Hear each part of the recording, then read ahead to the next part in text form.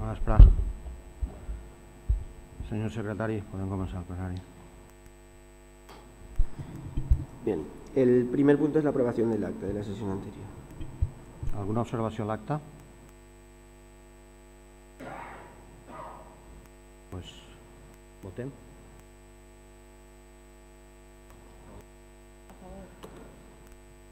Se aprueba pues por unanimidad.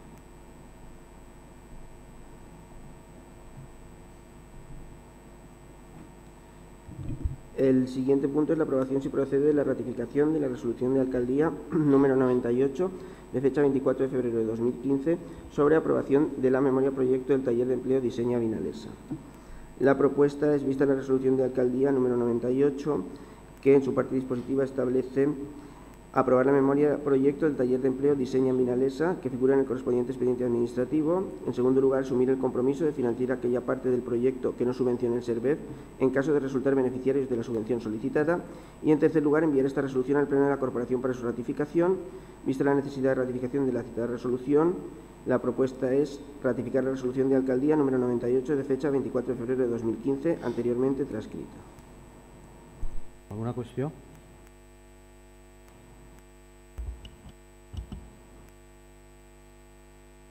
Passem a votació. A favor. A favor. Se aprueba pues por unanimidad.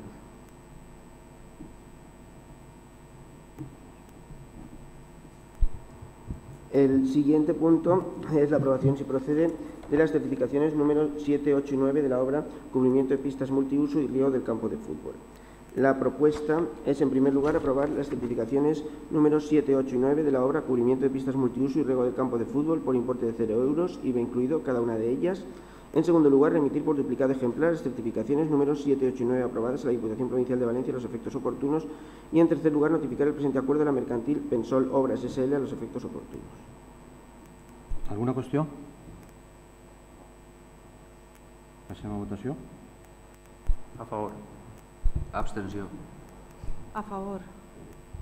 Se aprueba pues por mayoría absoluta.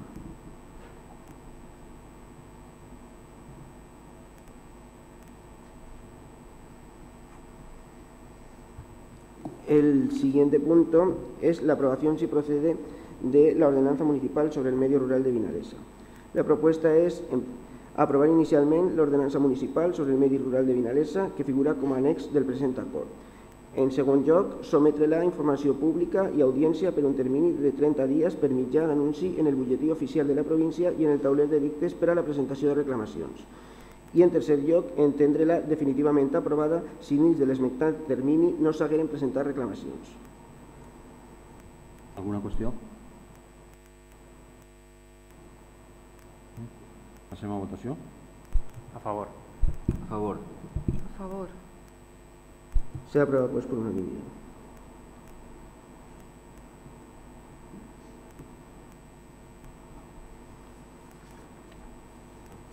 El siguiente punto es dación de cuentas del informe de intervención sobre seguimiento del plan de ajuste del Ayuntamiento de Vinalesa. Se da cuenta. El siguiente punto es dación de cuentas de la liquidación del presupuesto del ejercicio 2014. Se da cuenta también. El siguiente punto es dación de cuentas del informe de intervención de fecha 12 de marzo de 2015 sobre la evaluación del cumplimiento de estabilidad presupuestaria de la regla de gasto y del límite de deuda con motivo de la aprobación de la liquidación del presupuesto del ejercicio 2014. Se da cuenta también. El siguiente punto es dación de cuentas de las resoluciones de alcaldía. Se da cuenta de las resoluciones de alcaldía desde de la 690 del 2014 a la 150 del 2015. El siguiente punto es el estado de ejecución del presupuesto. Se da cuenta también. I alguna moció? Algun grup té alguna moció? No. Nosaltres una. Sí. La procedència de... Sí, És sobre l'aparició del grenin, un insecte que perjudica als cítrics així. Pues votamos la procedencia. La passem, la moció? Sí. Sí. Vale, se aprueba por unanimidad. Vamos a ver. La detecció en nombroses localitats de Galícia i per primera vegada en la península Ibèrica de l'insecte denominat Scilla africana, Troisa erythrene, que actua com a vector transmissor del greening, la malaltia més greu que afecta els cítrics en l'actualitat.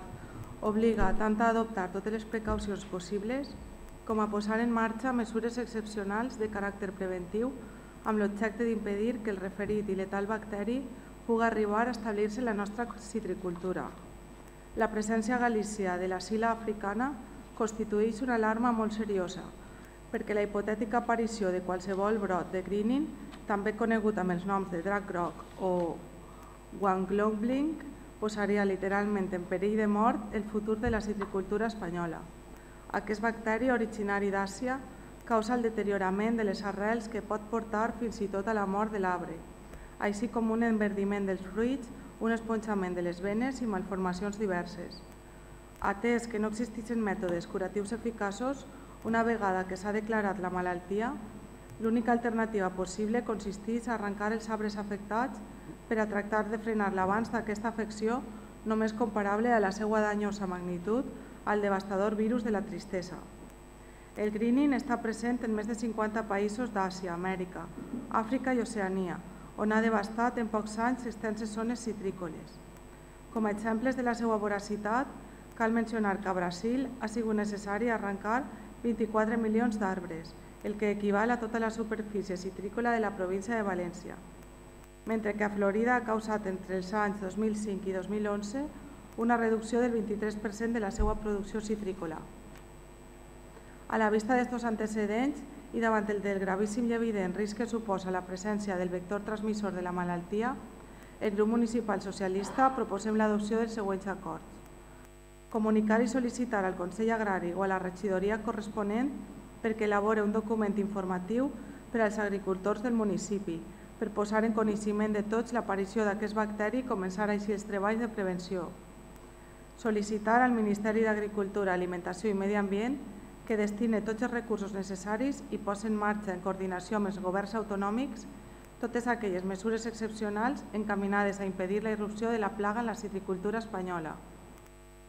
Sol·licitar al Ministeri d'Agricultura, Alimentació i Medi Ambient que es posi en contacte amb Portugal, on també s'ha detectat la presència de la Scilla africana, per a dissenyar i escometre un pla destinat a posar fi a la presència d'aquest insecte tant a Portugal com a Galícia. Així mateix, sol·licitar al Ministeri que intercanvie informació en tot moment amb el seu homòleg portuguès sobre l'evolució dels esdeveniments. Sol·licitar al Ministeri d'Agricultura, Alimentació i Medi Ambient que es dirigeixi a la Comissió Europea perquè endurisca al màxim el control de plagues i malalties en la importació de fruites o material vegetal procedent de països tercers. Sol·licitar a la Generalitat Valenciana que mobilitzi tots els recursos necessaris i que activi el seu estat de màxima alerta al Pla de Vigilància Fitosanitària dels Cítrics. Sol·licitar a l'Ajuntament en el seu àmbit d'actuació que destini recursos necessaris per a implementar les mesures de prevenció i actuació que aprove la Generalitat. I per últim, donar compte d'aquesta resolució al president de les Corts, a la senyora ministra d'Agricultura, Alimentació i Medi Ambient i als consellers de Presidència i d'Agricultura, Pesca, Alimentació i Aigua. Alguna qüestió sobre la moció?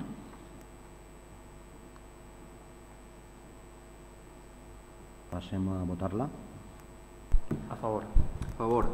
A favor. Se aprueba pues por unanimidad. Molt bé. Entrem en el torn de pregs i preguntes.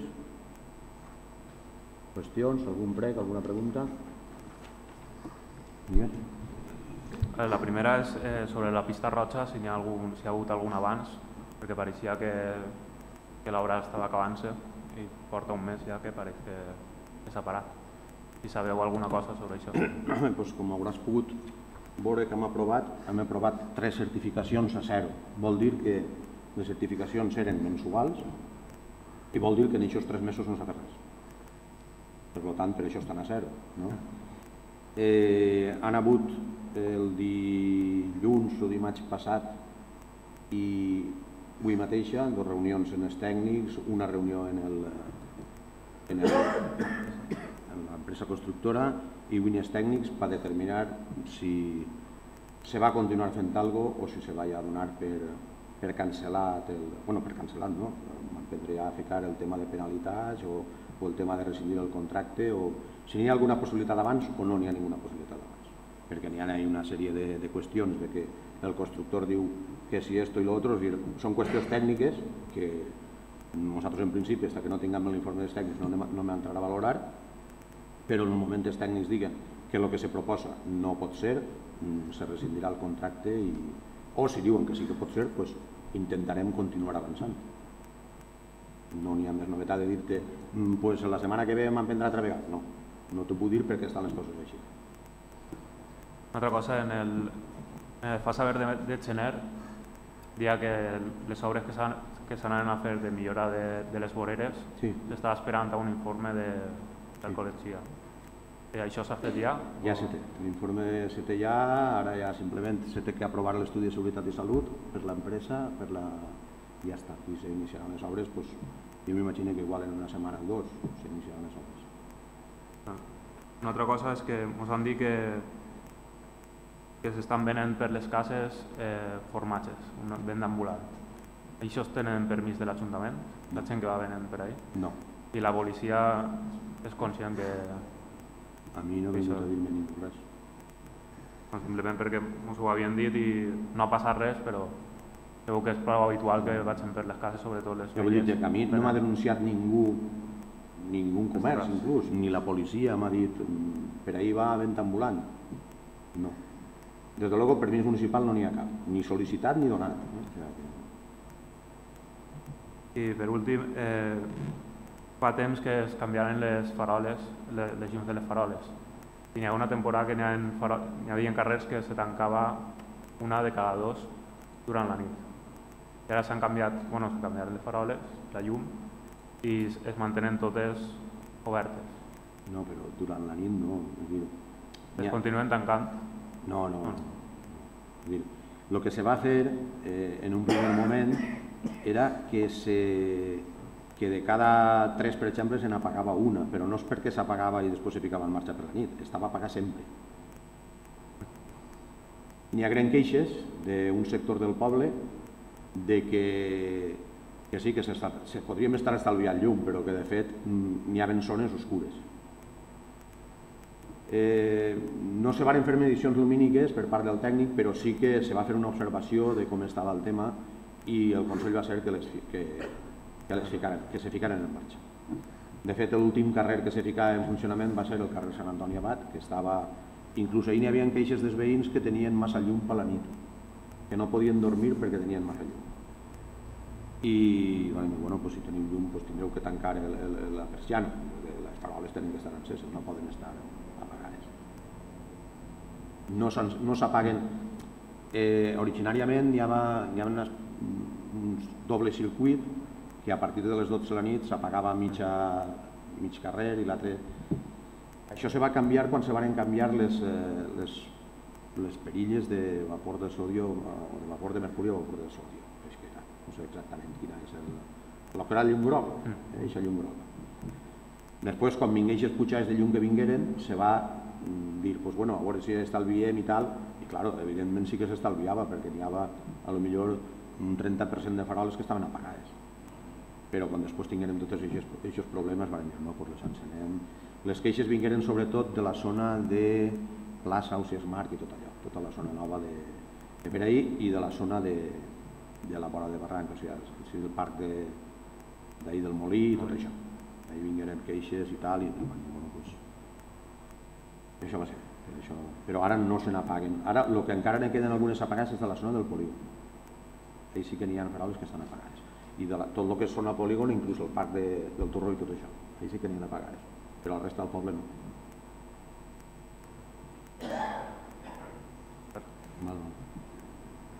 Alguna qüestió més?